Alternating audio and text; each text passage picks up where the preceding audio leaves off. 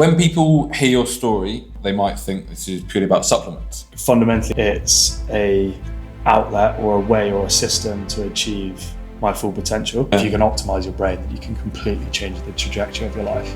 If you've had 5 concussions or more, your chances of getting dementia over the age of 50 double. It's not the result of crossing the finish line, it's the process of training for it that changes you as a person. I took a penguin bar and a bottle of water. I'll just go do a half and see how it goes. Yeah. Welcome back to Amateur Athlete Diaries. Season 3 now underway. Welcoming Humphrey. Thank you very much for doing this. Thanks for having me. Of course. Going to dive into all sorts, but as always, opening with a question. So, when people hear your story or see what you do now, they might think this is purely about supplements. Yeah. But to me, from what I've read and what we're going to dive into, it feels more like a bit of a mix of identity, also damage, and now rebuilding and growing a business. But how do you see it? Yeah, I think it's a mix of a lot of things.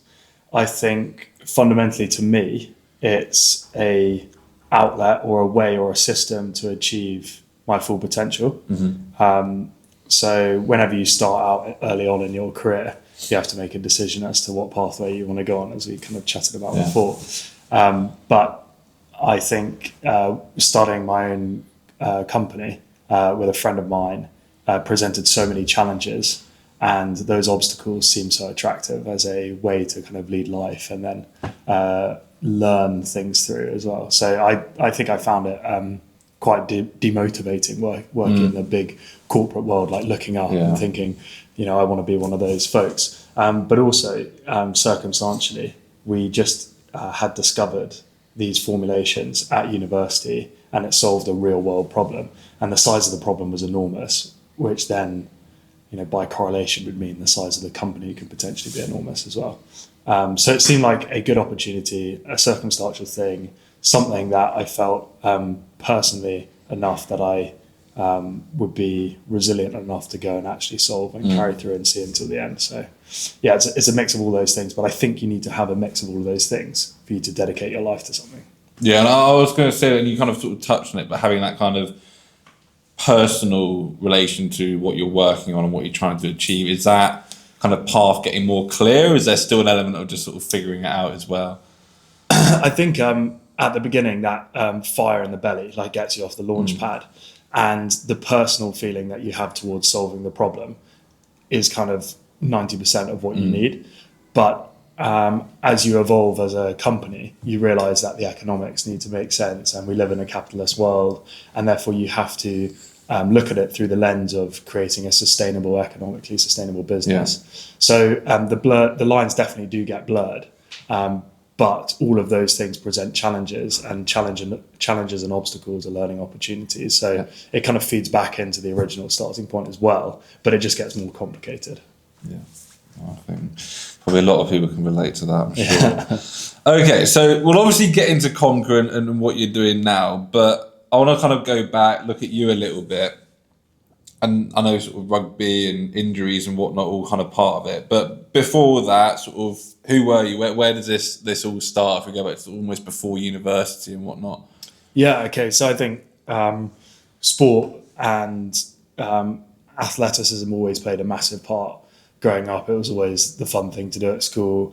I suppose if you're looking at in retrospect, it's an opportunity to meet people, bond with people, you form relationships, and all that stuff is important through a school kind of career, So it was always the fun bit of school. It's like you get through the lessons to get to the sport bit, and then the matches on the weekend, or on Wednesdays. So. Yeah, I think sport was a big bit. I think it's also probably misunderstood, and it is quite an art form, and it is a creative outlet too. I think sport really is art, the way that you're moving your body, the biomechanics of it, and all of that. Again, looking at it in retrospect, it is a creative outlet. But I think it was just the most fun bit of the day, so it became such a constant. And then when you decide to go to university, you don't want to give that up. And it starts getting more competitive. You're quite good at it. And so it's been a constant all the way through. I loved lessons and school bit as well. So I'd say both of them blended in and complemented each other. But the sport was always something that I was never going to give up. And when did it become rugby? When was rugby the thing that you sort of started pursuing a bit more over other things, sort of thing? Yeah, rugby's so unique in the way that it has. It's very cerebral as a game, and it's so tactics led, and you've got to be abreast of strategy. But also, it's a violent sport at the end of the day. It's contact driven. So I loved elements of hockey, like football, where there's strategy, but having contact into the mix makes it a completely different beast. And I think having the element of contact is just it's fun, like smashing people, So it's like I played it a little bit, and that's the biggest thing you miss. Like, you can't do that in football. You don't get that in other sports. So I love the contact bit. I love the defensive part of rugby, and almost defense was more fun than attack. So it became that because I think it was the main sport at school. It was the one that everybody was trying to do well. Sure. And I grew up or went to school in the west of England. And so in between Bath, Gloucester, it's the West Country derbies is what everybody talked about. So I think it's circumstantially you end up loving it because everybody else around you places higher importance to that sport than any other. Would you say you're naturally someone who sort of pushed through? You're saying kind of like the violent side of it. Was it purely just a fun thing, or do you think you were kind of to embrace that kind of more violent side of the sport? Was that always something you maybe were made for almost? I don't know. My mum always says, I used to go and put a shoulder into like lampposts walking down the street when I was a little toddler. So maybe it was, but I think there's no other place in society where it's legal to do that to another person. So from that perspective, it's quite unique. But it wasn't all about the contact element. I think it's very cerebral as a game. As I've said, you need to think about tactics, and if you haven't got those right, then you end up getting hit in places that you don't want to get hit, or and ultimately lose the fixture. So I think there's more to the game than just the raw contact element, but the contact element is a bit that makes it fun and unique. Makes it enjoyable, yeah. And you had an ACL injury, right? Yeah. When did that Ironically, come in? not doing contact, but was it not? Just playing touch. So that was university.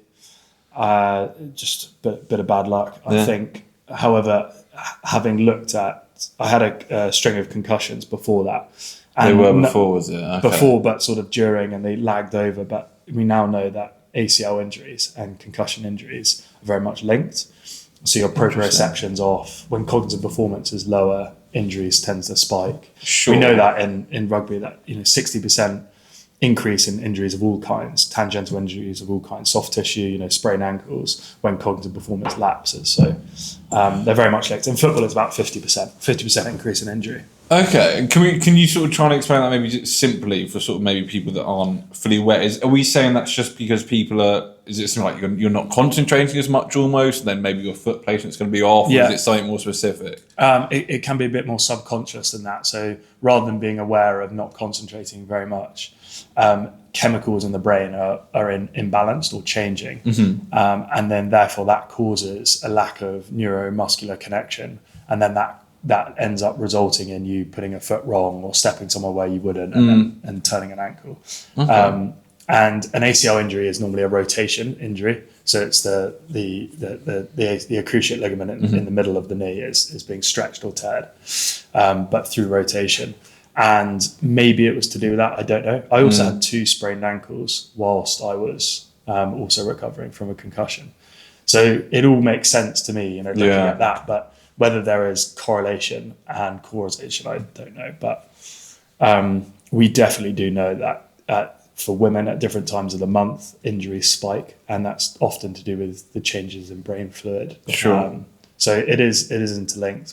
But in summary, your brain state or the chemicals in your brain definitely have an impact on whether you're likely to be injured or not. No, interesting.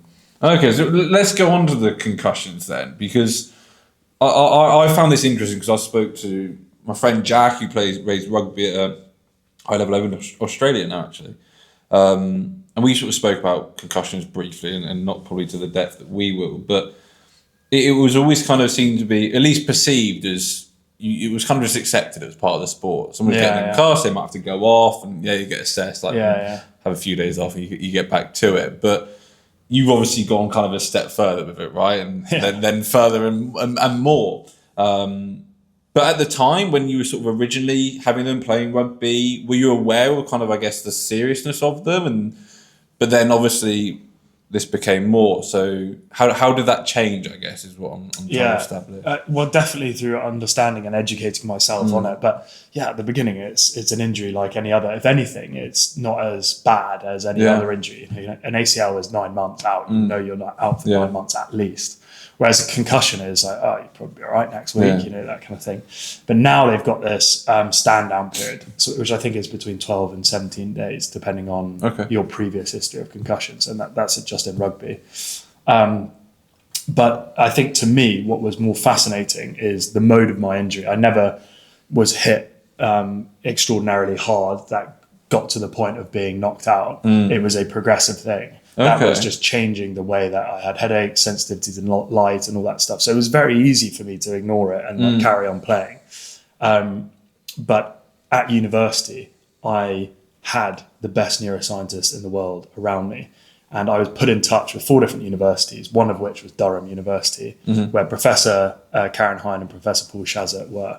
And Professor Paul Shazza is a pharmacologist, so he looks at natural ingredients, so botanical substances, to affect brain function. It's particularly focused on Alzheimer's disease.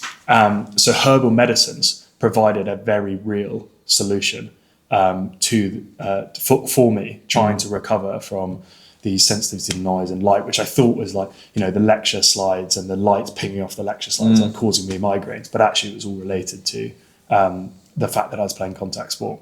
So when you then go down the rabbit hole of figuring out your own neuroscience and your chemical makeup within your brain, one of the things you're faced with is your own brain scan. And for me, I always put that as a pivotal point in my life, because looking at your own brain, I liken it to cosmic insignificance. We've all seen what we're doing with, was it Artemis, is it? The rocket up in space.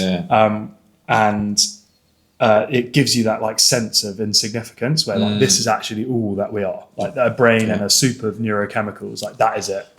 And which is quite scary. It's quite scary when you look at it for the first time. However, as you start to process that, you realize that actually we have so much agency over our life, so much control over what we can do. If the brain commands the body and we can affect how the brain is operating, then you can affect your entire life. And so that then became the obsession. The concussion was an event that invited me to look at the world of neuroscience. And through looking at the world of neuroscience, I figured out that your brain is all that you are. If you can optimize your brain, then you can completely change the trajectory of your life. So why did you go and get your brain scanned? Why did you really start digging into this? Like you said, the other concussion, was it the people you had around you allowed you to do that? Was it what you were studying? Or so I think that the first thing I look for with any injury is answers. When you have an ACL injury, you go and see an orthopedic surgeon and they say, look, this is the ligament in the knee that's gone pop. I can show you it here on the scan. You've got 2 little stumps left. We're going to take a hamstring graft out of your leg and thread it through. Like absolutely bonkers that they can do that. It's still mind blowing. When you have a head injury, they put you in a brain scanner, so in an MRI scanner, just like they would with your knee, except you're actually head first inside it. Then you get your imaging of your brain afterwards. And as they scroll through with their cursor of the different images of your brain, you're left thinking like, that is literally all of my existence. So it's one of the first points of call. I was playing at a decent level, and with that, they put you through the medical procedure to then go and, like they would with any injury, like a knee injury. And so going through that medical procedure, you clearly learn quite a lot. And I was just deeply fascinated by the brain, because it wasn't like looking at a knee joint. It was that is literally your entire existence is in that little ball of jelly in your head. It's a good way of describing it. And when did it become the point that you sort of realised, okay, this is quite serious, rugby as at that level, if you like, was going to be a no? It was never as hardcore as that. It was never sort of like, oh my God, I've now got to stop playing rugby. The neurologist who I met was pretty useless. I mean, looking at the brain scan, he was like, oh, you're probably just a headachy person. I was like, that doesn't add up. I've never had headaches like this before. I can't sleep through the night, that kind of thing. So I really got the answers from the neuroscientists at university. So we know what concussion is. This is the issue. It's a chemical change in the brain. It's an imbalance. We think we can fix it. You've been stuck in this kind of immunological response. You need to start taking it seriously. So that's where the penny dropped. I still carried on playing rugby. I got back and after the ACL injury and played. I remember the physio at the time saying, it's probably come at a good time, this ACL injury. Every cloud has a silver lining. You're now going to take 9 months out of the game. Yeah. Make sure your head recovers at the same rate as the knee. Think about your diet and your omega-3. And I was like, what was that? Omega-3? What, that has an effect on the brain, does it? He was like, yeah, DHA is the fatty acids in the brain. I was like, oh, that's cool. I'll look into that a bit more. And mentioned that to the neuroscientists. Like, well, obviously, that DHA and what's in omega-3s is just one component of omega-3, and there are 106 different nootropics that you could be looking at to affect your recovery. And so this whole world on the other side of brain performance then opened up to me, and it was like, hang on, I'm not just waiting for it to recover here. I can actually do something about it. And I was going in and out of this lab called Neurocog at the time, which is literally like being taken into a lab to just do some gaming. They have different cognitive tests. Right, yeah. Very well researched cognitive tests, trail making tests. The Montreal Cognitive Assessment is well known. The Stroop test is well known. It's basically where a text will come up on the screen and it will say green, but the color of the text will change. Oh, yeah. And so it kind of plays your mind a little bit. So you either have to touch or tap the green button when you see the actual image or not. So it's quite tricky to do, and we now have it within the CONKA app. But what I'm noticing is that some of these tests, which are proven to be non-learnable, I'm taking these nootropics off my own back, buying them off Amazon, playing around with, taking 20 capsules a day, that kind of thing. And my cognition is starting to change. Having 8 months of post-concussion syndrome, only in the last month of ACL injury do I see these cognition results go up. And in that, right at the beginning of visiting Neurocog, they're like, look, you're at Russ Group University, you've got A's and A stars at A level. There is no way that you should be performing at this level of cognitive function. Sure. And I was just like, yeah, whatever, kind of thanks, but, I'll keep working at it kind of thing. Maybe I'm just bad at these tests. But then as soon as you started taking the nootropics and realizing that it was a chemical thing in the brain, the penny dropped and I'm starting to get better. So that then reignites the fuel of what I'd learned or seen earlier of looking at the brain scan and thinking, hey, that's pretty cool. That's all that we are. We've got a lot of agency. But then I'd always had curiosity to do marathons. I'd never even sort of heard of an Ironman before, but I remember speaking to a friend of mine, Harry Skelton, and he'd just done a marathon. I think it was like a Barcelona marathon or something. And I was like, how do you do that? How long does that take to train for? Is that going to be, a couple of years, that kind of thing? And he was like, yeah, get your joints used to it, that kind of stuff. So I'd always had a curiosity or a fascination with doing endurance events anyway. And I don't think having to stop playing rugby from a head injury was like, oh, this is really big decision. It's like, oh great, now I get to try another sport. And I think I loved the idea of playing rugby, and I really did enjoy it. But I wasn't so myopic on it. No, sure. I think like if I really applied myself, I could have got in and around the professional scene. But it's not a sport that I was. I think like with a lot of sport, I think I learned very quickly at sports, but I'm not like one of these people that has an element of their game that is so far above what everybody else is that they will always get picked, like raw talent. There are in team sports, there's always like the engine room type player, and I'm a bit more like that. I was always the fittest on the pitch. I can get around the park. I can put big shots in. It really started to click for me at university, where I was like, oh yeah, I'm actually good at this. Whereas I think before I was like trying to manufacture myself to be good. Yeah. But there's some other players who are raw talented. One of my old housemates is like clearly like talented in every sport. He's picked up, you know, county, national level for everything. But I played at a national level, but only through my own like hard work, I would say. And so I think that fits better to endurance sport. Yeah, I was going to say, because it's sort of, you have seen it a bit, right? Like people moving, but rugby to endurance, not probably your typical sort of related sport, if you like. But how did you find that transition to it? Because like it's one thing, obviously being curious about a sport. It's another thing to go and actually take it on. And there's a big weightlifting and gym culture around rugby as well, because mass matters. You know, you know, it's you know, in Newton's laws, you need to have big body mass to be able to effectively break contact and that sort of stuff. So gym was a big part of that, and you end up also quite enjoying that too, especially as a forward in the position that I was. However, endurance sport, you don't want like massive calves and these pendulums at the bottom of your leg while you're running, your hip flexors on fire because your legs are too heavy. So naturally I sort of lost weight during COVID, which was the time that I started engaging with this. I think I naturally changed body shape as a result. But there are elements of rugby and endurance that are the same, or sport in general that are the same. You know, week in, week out in rugby, you've got a fixture where you know you're going to get beaten up. The chance of injury is quite high. You've got the anxiety going into the game.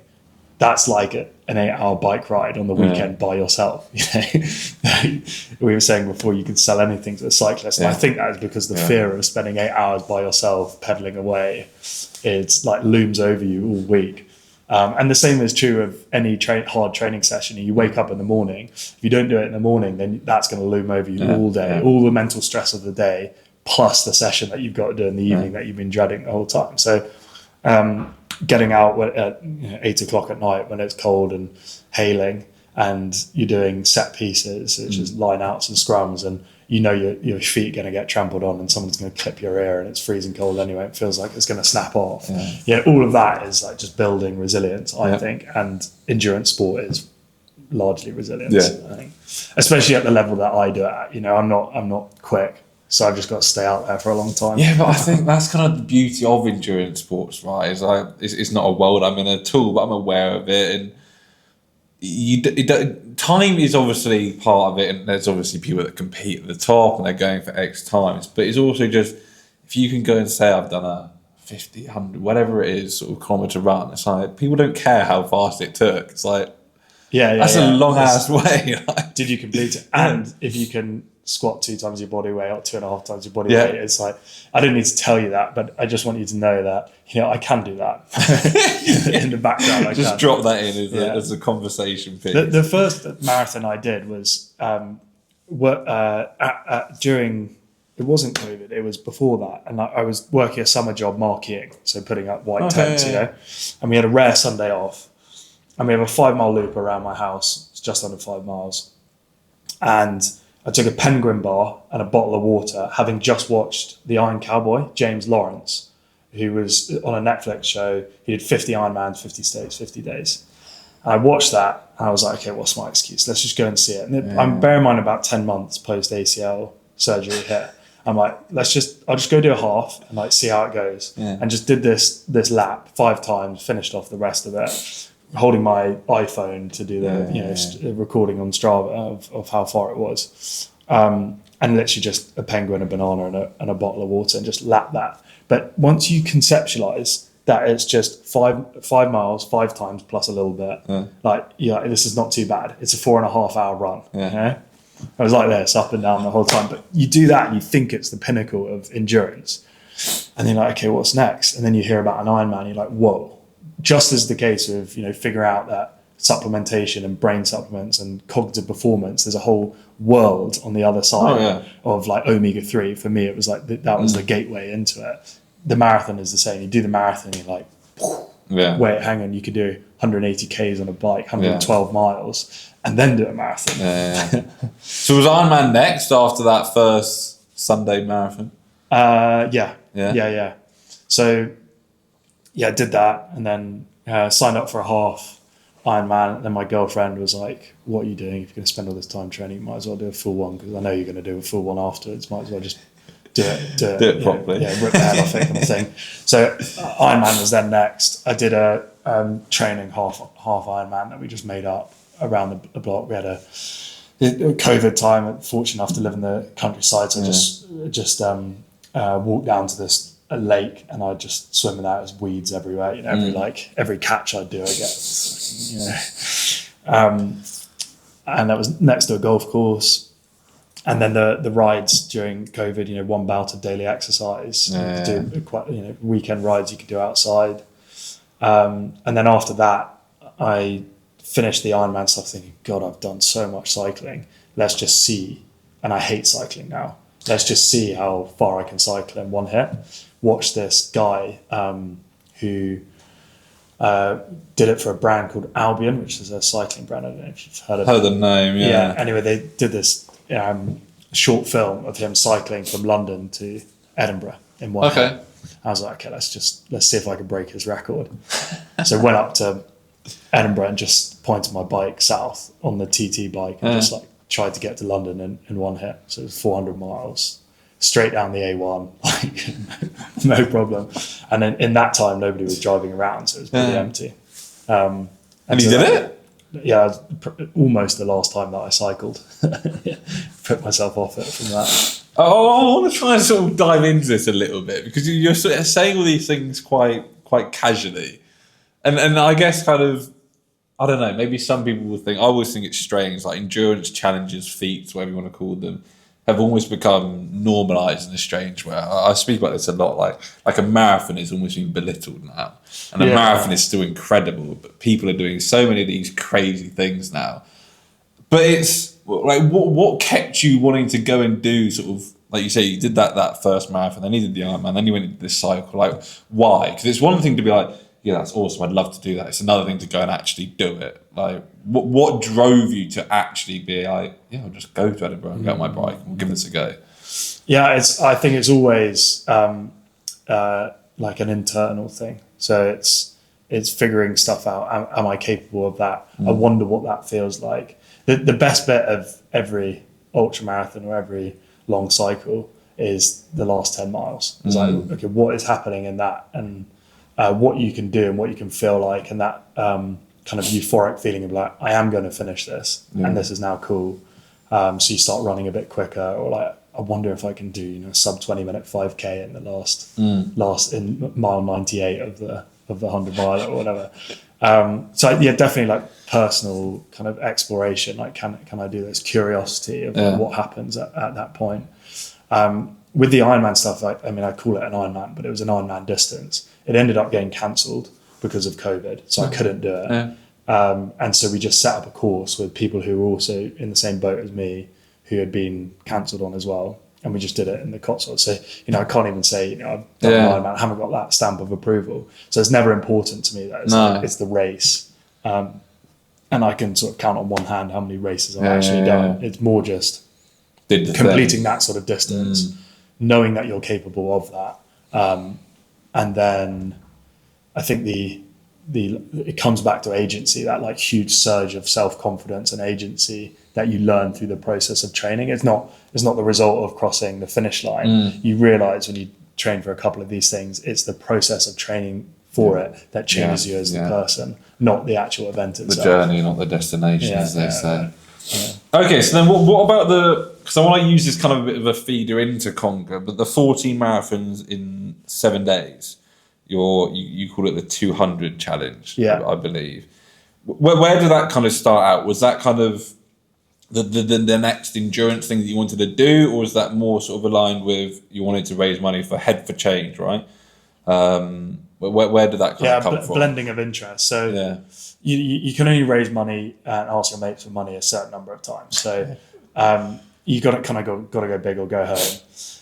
I think about 3 weeks before I started the challenge, I changed it to 14 marathons because I decided that one marathon a day was actually just like fine. You can walk that in 8 hours, and that becomes important later on in the challenge when I was completely broken. But it was called 200 because I was like, I am now post endurance training for doing a full distance triathlon, Ironman, and cycling. I was like, let's get back to like some sort of rugby looking rig where I'm like actually got a bit of muscle on me. I did all of that at like 89 kilos, having been 100 kilos before. And so I was like, let's just see if I can go from basically being able to squat 60 kilos post Ironman to 200. And that ended up taking about 8 or 9 months. In about 4 months, I was up at 190 kilos, but for some reason, the mental blocker in my head couldn't get to 200. So the reason why it's 200 challenge is 200 kilo squat, 200 kilo deadlift, 200 hours of running, which is roughly a week. And if you're going to do a week of running, doing one marathon a day, 26.2 miles, 40 odd K is actually really achievable. So just doubling it was the answer. But doing it when I was starting at 109 kilos. So I was super heavy, being able to squat that, which clearly has a different challenge when you start running. And the raising the bit of the money for charity is when you start a company, you need to finance it in some way. And the easiest way to start is to build a prototype. And we had this prototype with 14 capsules. We had 33 customers using it, and they were willing to put up with the laborious nature of swallowing 14 capsules a day.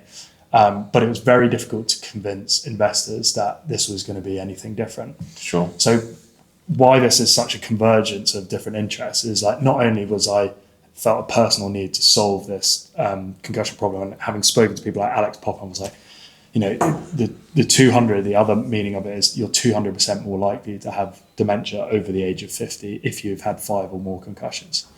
So you literally, the biggest meta-analysis on this is, I think it's 2.3 million medical health records have been read for this study. And if you've had 5 concussions or more, your chances of getting dementia over the age of 50 double. Which to me was a mind-blowing stat, because I'm now in double figures. I've like technically had over 10 mild concussions from playing rugby. So I thought like 200 fits, 200 hours, 40 miles in 7 days, run and lift, and also this 200 stat, which I wanted to build awareness around. But going back to the company bit, is like, right, if I'm going to start this company, a huge component of getting off the launch pad is having the financing to run a scientific trial to see if this product actually stands up in the world of neuroscience. And ironically, the figure we were quoted was also 200K. So at the time, there were a lot of 200s flying around, but it was an effort to kind of become okay with raising money as well. I think it's so foreign to go and ask people for money. It just doesn't feel natural to me.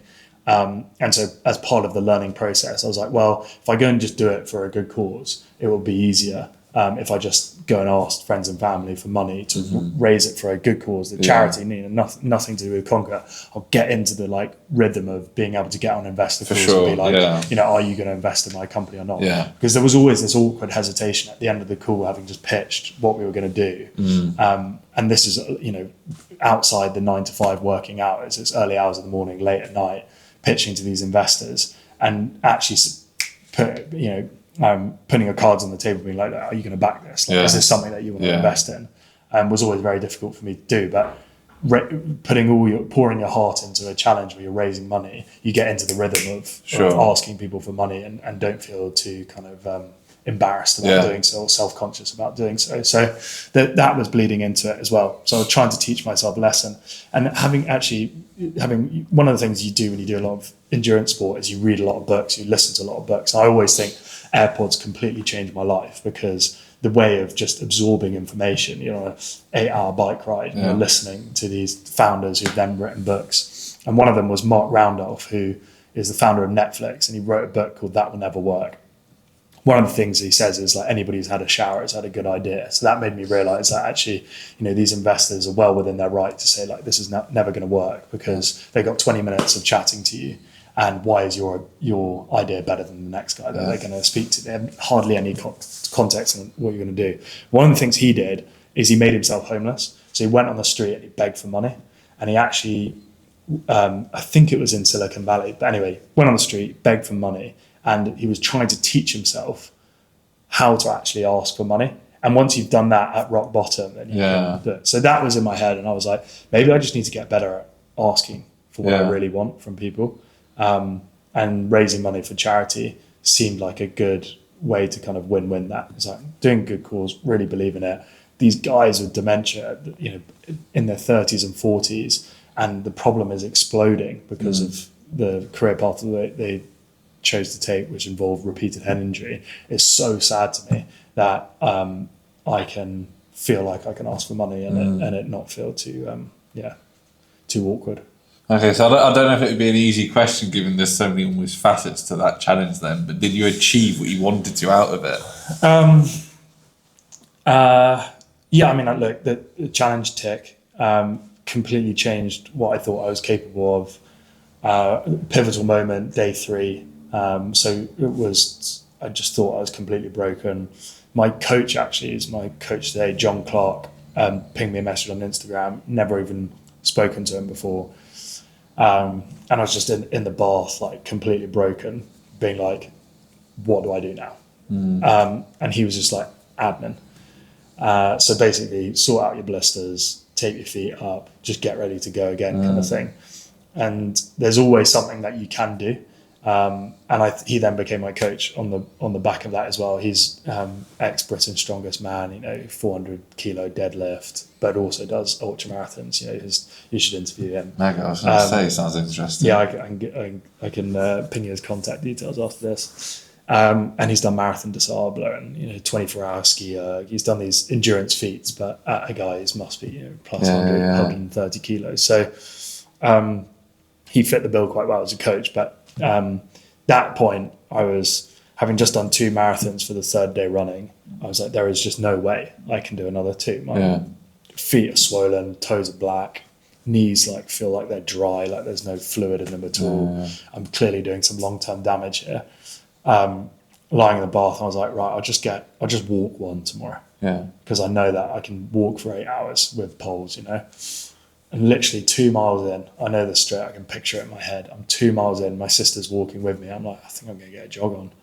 And that day I hit another 54 miles again. So at that point, when you're completely broken the night before, thinking I'll probably just end up walking 1 marathon, to 2 miles in the next day after a night's sleep of pre-intermittent 2 hours max because your hip flexors are killing you or whatever, to then go and bash out another double marathon and feel like you're on top of the world at the end of it again, just completely changed my mindset towards it. And I often lean on that, waking up with extraordinary leg DOMs from having not trained legs in 2 weeks, and then just being like, I can go out on this run because I know what happens 2 miles in when you feel completely broken. So there is always a way that your body fixes itself or finds a way to get through it. And I think before that, I had no idea that that was a thing. I thought that what your body is feeling is what you should listen to. But actually there's another thing on the end of that when you can push through a pain barrier and then you go completely euphoric and you're in this flow state for 8 hours, I was going to say, what would you say to then the people that say, listen to your body? I think it's right. Look, you can't go through life pushing through pain barriers like that. It's completely unsustainable. But when push comes to shove and you're trying to complete an objective and a goal and you're in that test period, then you can push. And there are times when you think you're broken, but you're really not. And for me, food is as simple as food, diet, drinking Coca-Cola. There are times in ultramarathons where you're like, okay, I'm going to get to the next aid station and I'm totally fucked. There is no way that I can carry on. And then you drink a pint of Coke and you're like, oh my God, I feel amazing. What is that about? Your brain is telling you that you can't go anymore and you're at rock bottom. There is no way out of this. You're in an absolute hole. And then you drink some Coca-Cola and you're right back at it again, being like, whoa, let's do this, One person can do that by the words that they choose to use when they speak to you. And for me, that is absolutely fascinating. You're just so often wrong. So if you can try and summarise off the back of all those different endurance feats and whatnot, for if someone's sort of out there wondering, maybe they've done a marathon, I don't know, and they're looking at what they could do next, well, what does it really take then? If we're talking about when you're in the absolute depths of it, you think you can't do any more, but then you can, what is it that it takes to be able to do that? Yeah, you just got to find some energy from somewhere. And it's so hard to try and verbalize what that is, because every single scenario that is the absolute pain cave will embody something different. I've had times when it's just the sun rising. I was like, I just cannot wait until the sun pops over those buildings. It was on a 100-mile around Battersea Park track, and it was just 400-meter track, and just lapping it as many times as you can for 24 hours. And the whole way through the night, I just had I think it's the Batman quote. It was like, the night is darkest just before dawn. And I just had that going around in my head the whole time. I was like, this point is like where it really sucks. And you get people dropping out at like 2 to 4 a.m. kind of time, the real graveyard shift. And it sounds sadistic to say this, but that for some reason gives you energy. And I never forecasted that being able to give me energy, but I'm like, he's dropping out. Or somebody goes for a nap and you're like, he's going to go for a nap, I'm not. And you can, I think Goggins calls it taking souls, like call it what you want, but you do start to take people's souls when you're in a competition race like that, competitive environment. So whatever it is, you can pull it, whether it be, a nice thing happened in that race where another competitor gave me some pot noodle. And I just walked for a lap eating a pot noodle. I'm like, that's given me so much energy. There's another guy in that race who was over the age of 80 and he'd done it for 14 years straight, that race. Wow. And he just walks the whole thing basically. But he'd always hit 80 miles. So you get energy from different places, and you cannot forecast what that is going to be like unless you put yourself in the scenario where you get to that pain cave. And you just don't know what's going to come out at you. You can't look for it, but there's some magic that happens there, and you can get energy from different places, and you cannot ever experience that without doing it. So you can theorize it as much as you want, you can read as many books as you want, but until you actually go and do it, and you put yourself in that scenario, you'll start drawing energy from places that you didn't even think were possible. Being open-minded almost to what could be. Huge openness to... to just get started. Ross Edgley says, be ignorant enough to start and stubborn enough to finish. And I think that summarizes it all, doesn't it? If you're a stupid idiot and you get onto the start line of a 100-miler without doing much training, it's going to be hell. But there's going to be something in that race where you learn something about yourself where you never thought before. Oh, for sure. Interesting. Okay. So then obviously let's move to CONKA a bit, because you kind of touched on obviously the raising and whatnot for it. But it started with capsules, saying, and now we're at a shot. What was that progression like? So when you start a company, the first thing you need to do is create a prototype. That's the most compelling way to make it seem real. But also you need to test whether it works. And startups talk about it in different ways, but MVP is an acronym that uses minimum viable product. So the cheapest way we could see to make this product and be effective was through capsules. So it was a no-brainer. That's what we do. Let's not engineer something that tastes good. We don't even have to think about flavor, because you swallow it without tasting it. It upholded in terms of efficacy. All the trials that we were looking at doing were over a 3-month period. So capsule breakdown in the stomach was not a problem. Speed of actually entering the bloodstream, not really a problem. We were looking at the compounding effect of it over time. We had kind of a big focus on a medical use case. Like this is people who are exposed to repeated head injury, contact sports folks. People will take the product if there's a high enough need for it. And the other thing we want to do is just design in some friction at the beginning. Is if you create something that tastes really good, then people are taking it for different reasons. Whereas we were like, okay, if it's 14 capsules, if people are going to take this with compliance, then we absolutely know that this is something that will work. Because if they're willing to put up with swallowing 14 capsules a day, that's at least 3 different bouts of putting it in your mouth, swallowing with water. Then this is something that people will really, really use in the long run when we make it more convenient. So capsules was the start. And it all starts with formula rationale. So that starts with the literature review. What is out there at the moment that we know about these botanical ingredients? There's roughly 100 of them that we can use. 50% of them have really good lines of scientific evidence behind them. So that is hundreds of years worth of scientific practice and really scrutinizing whether they work or don't work. That became the focus. Let's pick from that pool, because at the very least, when we put these ingredients together, we know that in isolation, these formula components work. Then we look at the combination effect. So when we put these ingredients together, does it create a different chemical effect, like making a cocktail? You put soda water, tequila, whatever else in it, it's Angostura bitters, whatever it is. And that makes something completely different to the individual components alone. So we call that positive synergy. The whole is greater than the sum of the parts. And that's what we then had to test for, is when we put 5 ingredients together, does it make something, a formula, that is more powerful than the individual components alone? So the way that you test that, believe it or not, is fly models. So fruit flies, 60% of the same genome as a human. They have a brain, they have a GI tract, and they can take supplements. No way. So Fruit fly? Fruit flies. And it's very well researched that you can cause a concussion to a fly. And there's plenty of Nobel Prizes that have been won out of fruit flies. Okay, so you can look at it and be like, this is ridiculous. It's not going to work. But in the world of bioscience and chemistry, they're very, very useful test subjects. And also the ethical sides as well. That's fine.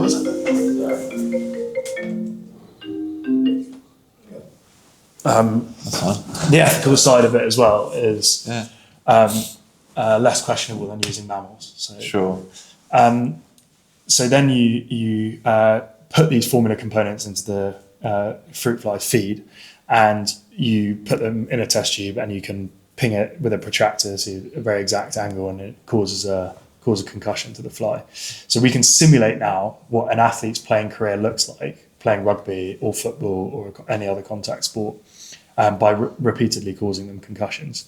And what we then saw was, with these formula components, they were outperforming the control group who weren't even getting concussions. So they were outperforming in terms of lifespan. So you have a control group of flies that just are left to live their natural life in a lab, as natural as it can be, and then you cause concussions to the flies. And the ones that were taking CONKA were living, by equivalent to human years, 15 years longer when they were taking CONKA, despite taking concussions. So that was a home run moment for us. We're like, this is great. This clearly stands. This formula that we're using now clearly stands up in terms of scientific rigor at this point. Let's go test it on human subjects now and see if it works for those that are actually engaging with contact sport regularly. And that has been the essence of our research all the way through. So it started with folks around Durham, male and female athletes. Firstly, safety and tolerability. Is this actually tolerable for somebody to take without them, getting the shits or headaches or whatever? And then we went on and tested it on pro athletes. So that involves a whole different thing of ethics and certification and making sure it's not going to return a positive drugs test. But we have a very clear 3-phase model to building CONKA. Firstly, scientific credibility. And most consumers will infer that through who is using it. Sure. And athletes are seen as this pinnacle of performance. And if it's safe enough for them to use, then it's good enough for the rest. And then the consumer angle is like, how does this world of performance then fit into the consumer world? And that's what we're now figuring out now. And it tends to be, I was with one guy last night, I didn't know he was using CONKA, but he's a barrister. He was like, I've seen that brand, seen you using it. Clearly very cerebral job. Have to think with high levels of accuracy, under pressure, figuring stuff out in short time periods. Bankers, people who are making trades, people who are making large volume of decisions that are very high stakes. And that's why it's fit into the military so well too. And military also have the problem with blast-induced neurotrauma too. So the shockwaves from weapons passing through the head has the same effect as concussions. And we now think that relates to post-traumatic stress disorder, and then the current climate of what's happening in the Middle East and also in Ukraine. The big problem is these drones, which has completely changed the landscape of warfare. But the effect of shockwaves passing through the brain is causing concussion-like effects. Interesting. Which is well researched. We know that 20% of returning military personnel report concussion symptoms, but have never had a reported concussion. And it's the same in rugby. I was never concussed, but I reported concussion symptoms. I wasn't concussed in the sense of being knocked out. Sure. Alex Popham, who's one of the faces of this concussion problem in sport, has always said, I've never been knocked out. I don't ever remember being knocked out, but he has probable CTE. So he has dementia at the young age of sort of 40 odd. And just going back to the athlete piece, obviously in terms of that stage of CONKA's development, what was kind of Well, you tell me whether it was like the interest, the questions, the feedbacks that you really got from those people performing at the top level. What was it they were looking to get or did get out of a supplement like this? So I think we offered something that nobody else had even dared to go into. And it is considered quite dangerous to take psychoactive components, so things that actually create an effect in the brain, and combine them together. So this has not been researched before. At the dose ranges that we're using, putting those 5 ingredients and now 15 ingredients together, it certainly has the possibility of having a negative effect. And we know that. We know that sometimes when you add these components together, it has the opposite to the desired effect, and it causes poor brain performance, lapses in focus, irritability. That is all very possible with nootropics, which is why I think it's so dangerous that random startup companies will come up with a formula, produce a product, and it is as easy as that. With $5,000, you can get a manufacturer to produce a product for you, and you can start listing it on your website or pumping ads behind it. But what you don't know is whether it is actually having a positive effect or a negative effect or a neutral effect. And that was the first point of call for us, is like proving that this actually has some sort of positive synergy here for the target group of folks that we were moving towards. So yeah, I think it's important to rigorously test it, and that was a prerequisite of entering professional sport. You know, we had to uphold the higher standards for athletes to even consider using it, and only through that have we been able to tap into that market. I also have a very proficient co-founder who's an Olympian, a huge black book of contacts within professional sport too. But remember, we were starting this from a point of, we've had this problem, nobody else is solving it. I'm told by a neurologist that I'm just a headachy person. Yet these neuroscientists around me at university seem to have this vast understanding of botanical herbal ingredients that do not behave like pharmaceutical drugs, where they have some sort of toxicity effect. They are free from all toxicity. They have only positive effect on the brain. Herbal medicines seem like they should be an absolutely fundamental part of a contact sports person's day, because they are ultimately putting their brain and their body on the line. And I think that made a lot of sense to the sports clubs. They were like, this is a giant problem. We're a little bit ahead in the sand about it because of not having an adequate spread of solutions to solve it. But here you are coming to us with a well thought out, scientifically robust solution that all of our players are calling out for. So it goes back to the size of the problem. It was a big enough problem, and we had a solution that had shown some evidence in helping it. And the evidence has always been an important bit, because having the formulas is one thing, but we developed a whole app with Cambridge University that you can literally see it working. So if you are a skeptic, take the product, do the test, and you will end up seeing a change in brain performance. There you go. And then for amateur athlete, if we're taking it from them, we're saying that athletes at the top level, which we all know are going to want to and be looking to benefit from those kind of smaller margins, if you like. Yeah. But if someone is your weekend warrior, amateur athlete, they're going out for long runs, ultras, doing cycling, whatever it might be, what can they look to be getting from this?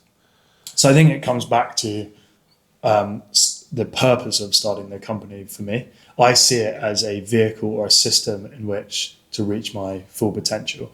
On the surface, we look like we've got an app and a supplement. But when you think about the origin story, is like I've gone through the avenue of having a brain-related problem, and then had this realization that I have a huge amount of agency over my life. And the vehicles of realizing that huge amount of agency was taking these herbal medicines that then started changing the trajectory of my life. Now, I'm not as ignorant to think that it was only that, but sometimes all it takes is a nexus, this like kernel of something to kickstart a fire, like this kindling to get something going. And for me, that was taking different nootropics that started to change my brain state to a point that I realized that I could perform better on cognitive tests. That has a correlation to intelligence. And if that is in correlation to intelligence, we all know intelligence is important to what you end up achieving in life too. That then gave me the courage possibly because of the effect that like ashwagandha suppresses cortisol, so you have more bravery. So you take on an Ironman, you get to an end of an Ironman, you're like, wow, what else is now left? Then you take on a 100-miler and you experience that thing of being broken on day 3 and 14 marathons, 7 days. And you're like, there's a whole nother dimension of performance that I'm capable of. I thought I was absolutely spent on day 3. And then you push through that pain barrier. You know, all of that starts from the realization that you are your brain and nothing more, and you're just a soup of neurochemicals. But the key thing is you can change the chemical makeup in your brain, and then that has an effect on what you end up doing. So it's the ultimate compounding effect. And I see nootropics as the start of that, which is why I'm possibly guilty of over romanticizing it. But over a long enough time period, where does this get us to? In a spacefaring nation where we're starting to explore, like, what happens when enough people, millions of people, are taking nootropics that put themselves on a pathway like I was. You know, I was just a dumb rugby player at university thinking like, maybe I'll take a career in the military, figure out a little bit what I'll do during that, and then go into, you know, classic corporate job and earn loads of money. And I get to that scenario, look up and just be wholly uninspired by the pathway that's in front of me. But this offered a whole different trajectory and pathway that I ended up taking, and I'm learning at a rate that I was not learning at when I was sort of fitting somebody else's identity in a corporate setup. So going back to the original question, like, why is it applicable? It's like everyone has a brain, everyone has agency over their life. You've just got to find some sort of kindling or firepower to begin with to start changing that trajectory. And for me, that was this, and engaging with the world of neuroscience helped me get to the point where I was like, oh, I can affect the outcome of my life. Whereas before that, I was thinking, this is the pathway, I'm going to have to be square peg, round hole. Yes, I'll earn loads of money, but, you know, I'll have a wife and kids and be happily ever after. And instead it gave me the courage to take a completely different direction and take on challenges that ended up forming something that's so much more, what's the saying, to thine own self be true. So I think, ultimately you can fit other people's identity, but possibly you've got to start. If you're going to only reach your full potential if you are really living true to yourself. Yeah, I think it's interesting. I mean, I resonate with that a lot, and I think a lot of people will. But I also think to a lot of people as well, that might seem quite scary. What would you say to that? It is. I think if you take it in bite sizes, like signing up for an Ironman is scary, but there's a sequence of events that get you to the point of that start line where you end up feeling confident. If you, through that training, end up finding that 2-mile swim is absolutely fine, then you don't start freaking out until the bike comes along. So your first event in that triathlon, that full distance, is an absolute gimme. You can do that with life. You know, how do you eat an elephant one bite at a time? So I think you can break it down, and yes, if you go all the way ahead to the end goal, then it is scary. And this is one of the things that separates us from every other animal on the planet, that we have this enormous frontal cortex. So in the brain, behind your forehead, you have the prefrontal cortex, and that gives you the ability to forecast events and process things. Like, dogs don't live like that. You know, dogs don't think about what's coming around the corner. They can't do that. They don't have anxiety. The old saying that zebras don't get ulcers is true. You know, they don't have anxiety. They don't have the same capacity to feel scared like we do. They get chased by a lion or whatever on the savannah, and 2 minutes later they've already forgotten about it, and they don't start forecasting events. So you can think a bit more like a dog. You can try and suppress the frontal cortex a bit more and be like, okay, I'm just going to get started. How do I actually just put one foot in the right direction on this journey? And for me, it was like starting a company was a big thing. I don't have all the answers, but I know that resilience is going to be really important to this. And the number one reason why startups fail is ultimately because the founder gives up. And so what do I just learn? I'll just learn the skill of not giving up first. And so I do that with everything I do. Like, don't quit on the last set. If you make a promise to yourself the night before that you're going to go to the gym at 7:00, go to the gym at 7:00, because otherwise you'll be halfway through that day and you'll be like, I'm such a loser for not going to the gym. I told myself to do it. And if you're not going to do it, then don't make the promise to yourself that you are, because then you start rewiring your circuitry in your head that you're the kind of guy that breaks promises to yourself. So neuroscience for me has been a way of understanding how you operate and how you achieve your full potential. And so I think fundamentally, my recommendation to folks would be just engage a little bit and understand how your brain works. You don't have to be fascinated by it, but you will start to realize that you are a product of the chemicals and things that go around in your head, and that you can control that. And with that, you can define a better trajectory or wherever you want to go in your life. So for me, that was the answers. I kind of was rocketed into it by looking at brain scans and like forced to learn it. But I feel like it's an important for a lot of people to learn. And it's probably not taught in school at the same rate as like learning about alveoli in your lungs. I think brain and understanding which parts of the brain are responsible for what is kind of more important than a lot of what we do learn in schools. And the great thing now is that you have LLMs and you have this 140 plus IQ person in your phone and on a laptop that you can just ping questions at and not feel like an idiot while you're doing it. And if you can't type and you're illiterate, then you can just talk to it.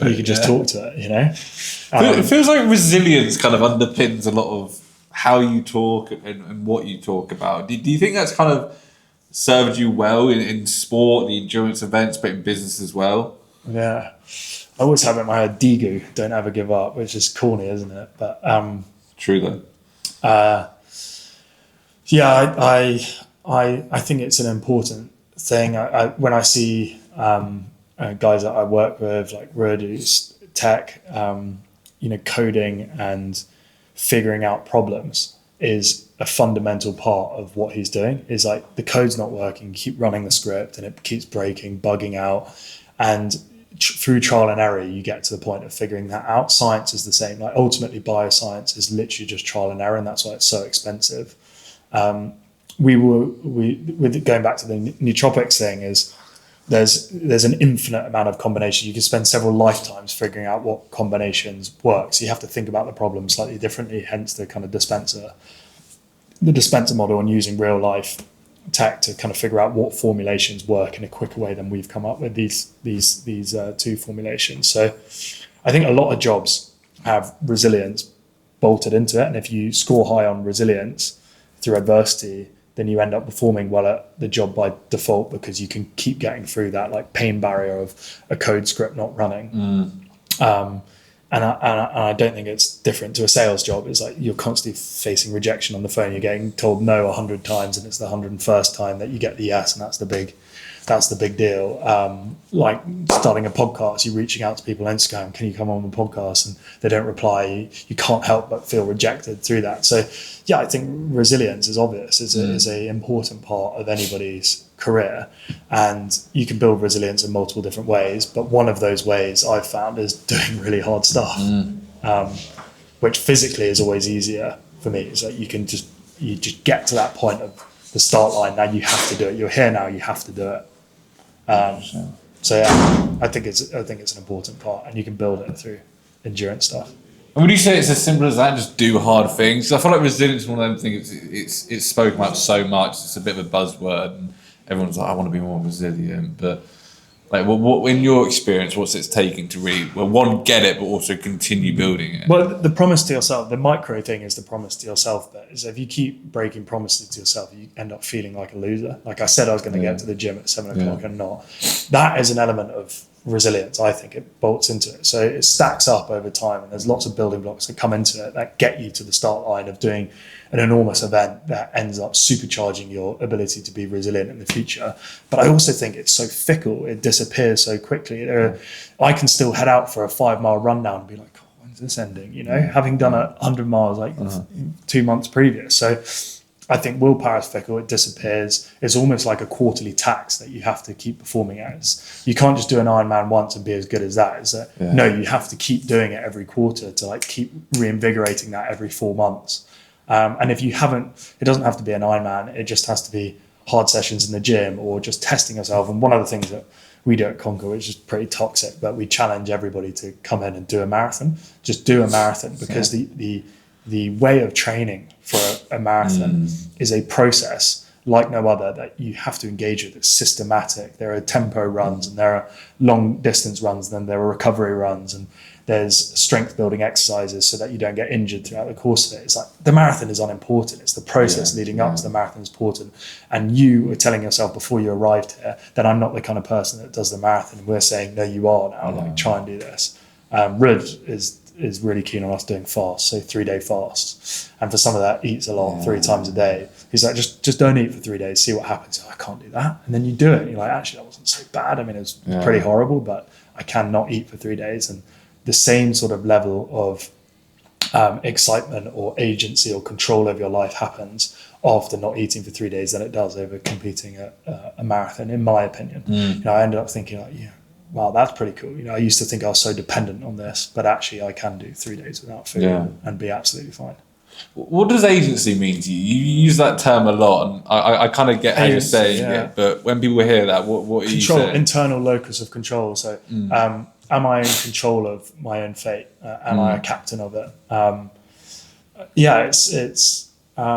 think it's a great tragedy to go through life and not even get close to reaching your full potential.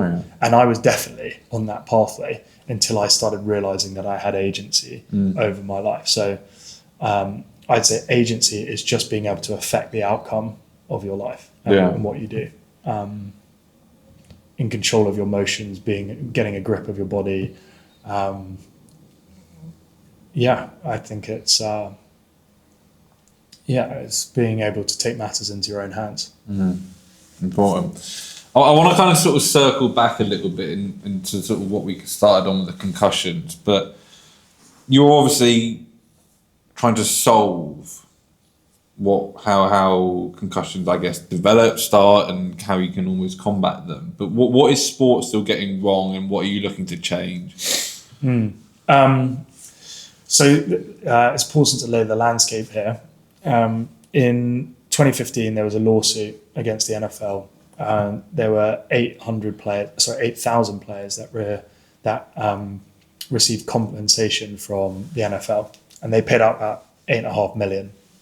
So kind of a fraction based on how profitable and how much the NFL actually makes, but still significant that there was a settlement. And that same legal action is happening in World Rugby right now, where World Rugby had been taken to court about how much they know about this concussion problem, whether they've put their head in the sand, whether they're managing it correctly. And we think the same thing will happen in football. So FIFA will also have the same people knocking at their door. And the key thing is you have 5 concussions, you're 200% more likely to have dementia.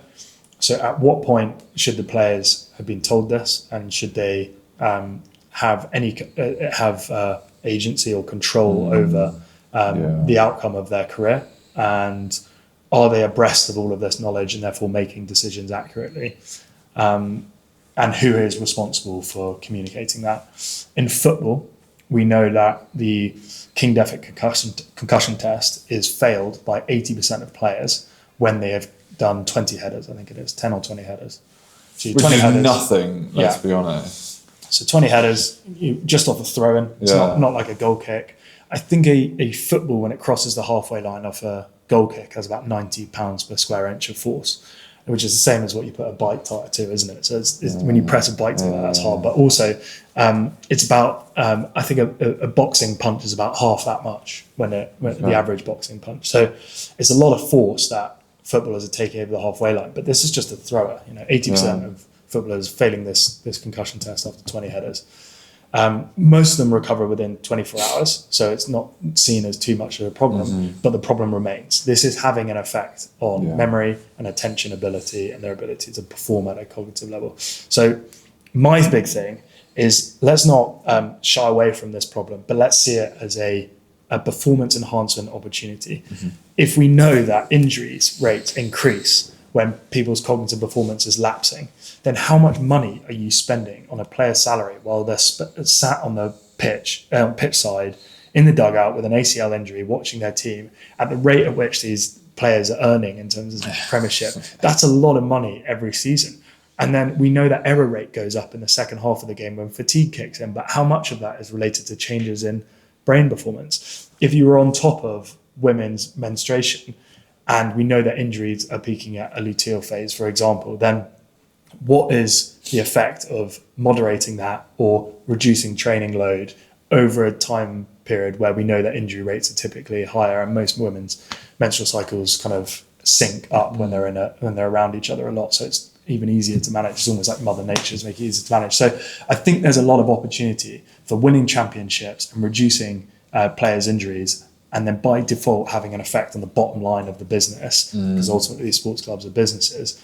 And I think that is, in sport, a huge opportunity that if the data presents itself and can be read and interpreted accurately, the clubs that do that will perform at a very high level, because it's an advantage that the other ones are doing, so they'll be ahead of time.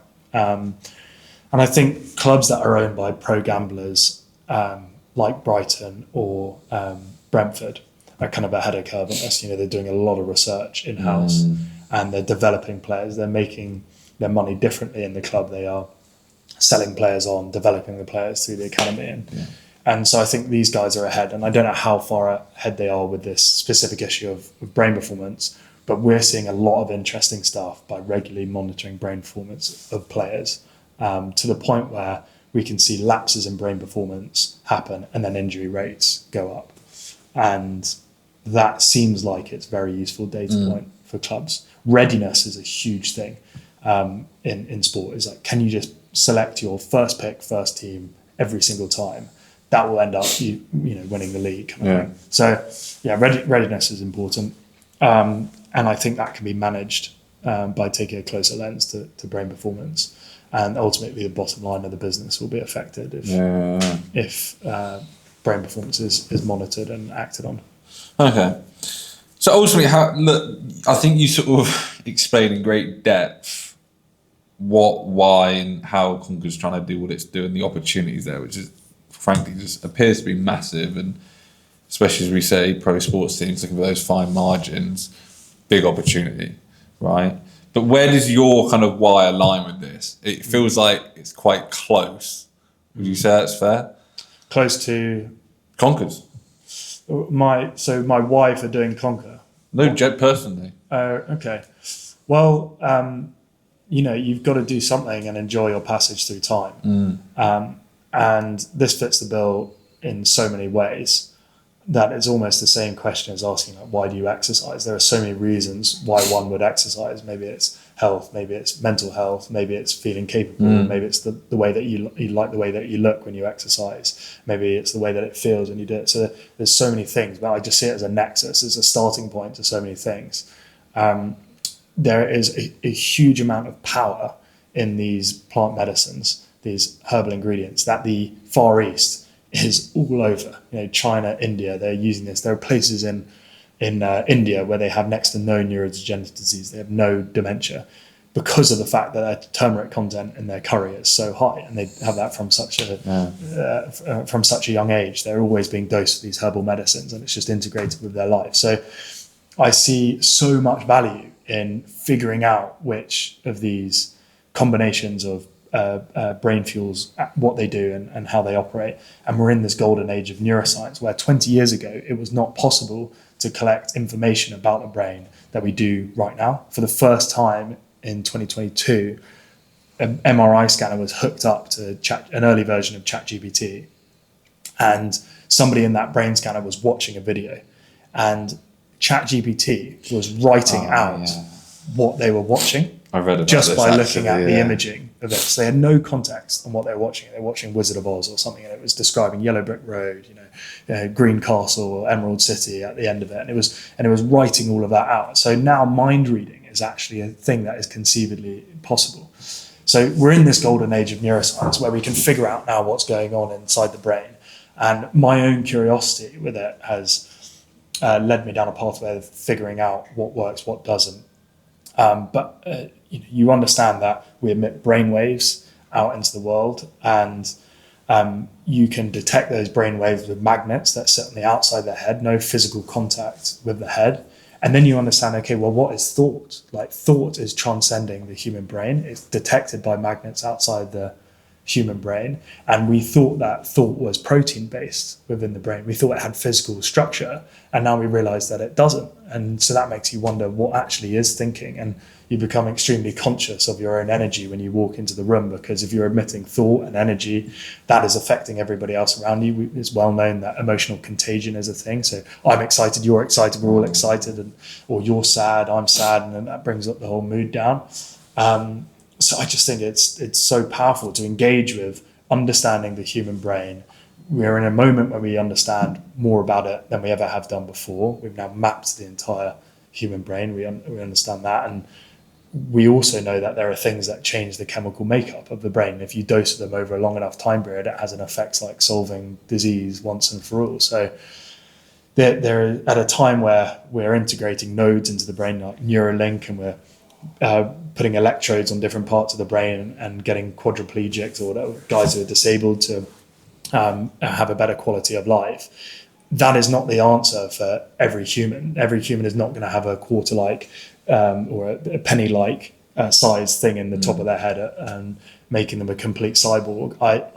I don't think that's a thing. And if you speak to any neurosurgeon, they will say the most effective way to enhance the human brain is to do it from the inside out. It's drug related. It has to be chemical related, because we operate off these neurochemicals. And one of the safest ways to change neurochemicals on a consistent basis over a long enough time period is using these nootropic ingredients. And that is why I think we're so obsessed with getting to the bottom of which combinations of these herbal ingredients has the best effect. And if you can enhance the human brain, everything that humanity has achieved to date has involved human brain power.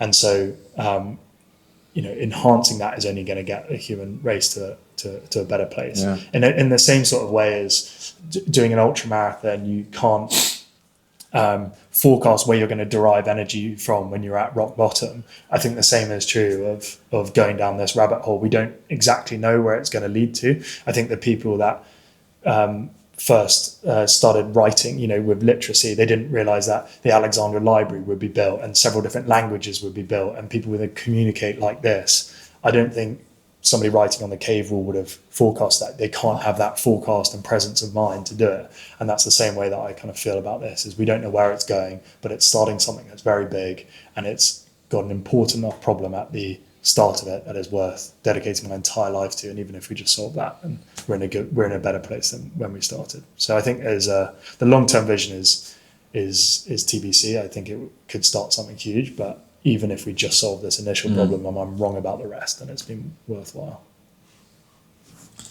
I think that's a good point to wrap up on. But I mean, honestly, I feel like I could talk and listen to you for hours, but we only have so long, and people will only listen for so long. But look, I really hope people will kind of get from listening or watching this the passion and the energy and the knowledge that you have around this topic and what you're doing. I think it's fascinating to me. It's brilliant.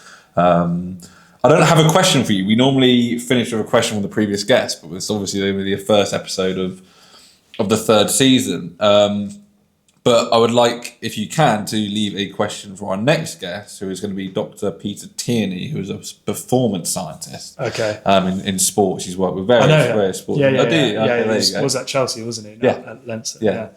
Okay. Before I do that, I'm going to ask you a question. I'm going to think about that in the back of my head while I ask you. So dream guests. Yeah. You've got to have, like Chris Williamson had these like 5 people that he wanted to get on his podcast. Do you have 3 to 5 people that you're like, I need to get on this? No, and not out of a lack of a target or a goal, if you like, but more just, I think we're quite similar in the sense, you appear to be very, very curious. I'm like this. I find anything and everything fascinating. I find people fascinating. And I just love hearing people's stories, their why and what they're trying to do. I will speak to anybody. And I think I love that, almost like we said about how all these crazy endurance feats going on. There's so many different people doing so many different incredible things now that there's an endless list of people I could want to talk to and can talk to. So I guess this is almost an opportunity for an open invitation. Anybody who does want a conversation, I will go and speak to them. I mean, look, there's incredible people at the top of sport and athletes that I admire that were great to speak to. Obviously, footballers in my own world, if I could speak to someone at the top of that, that'd be great. But No, that there's not specific names. I'm like, I want to speak to him or her.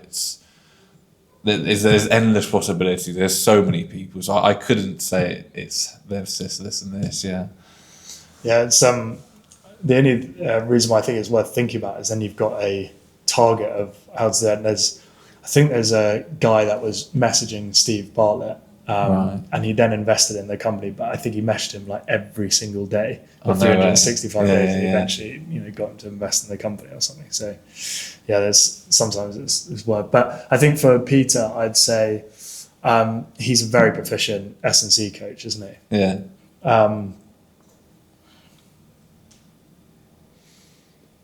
I could go down the S&C route or slightly more holistic.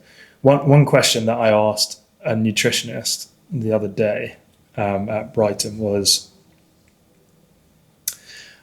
whether sometimes it was worth under-fueling or putting yourself in a intentionally compromised position before certain training blocks or training sessions just to develop mental fortitude. So a very hybrid way of training is to compromise your legs, so do lots of squats or whatever before you go out for a run. And that run is then significantly harder from the off, which takes more willpower to do it. But in some scenarios, these nutritionists are like, you must have X amount of carbs before you go on a run. You've got to hydrate, make sure your sodium intake every hour, you're doing 60 to 90 grams of carbs.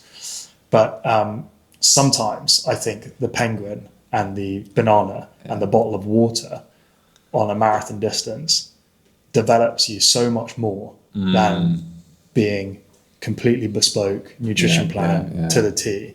And I wonder if somebody who's spent their whole life in research and basing stuff on stuff that is efficacious, whether doing stuff in compromised positions where the chances of injuries go up, it has a place in professional sport.